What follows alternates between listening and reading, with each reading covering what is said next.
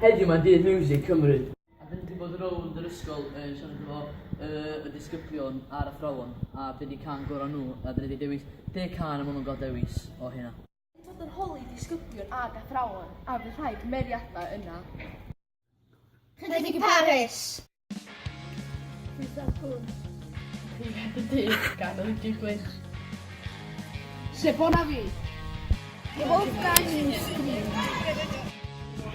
Fy hoff gan i ydi. Ie, diolch yn fawr. Fy hoff gan Cymraeg ydy trafiach gan derwyddon Dr Goeso.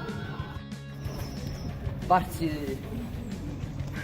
Heno'n yr ail.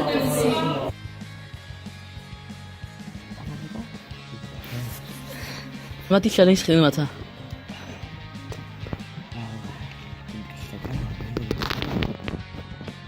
Oce.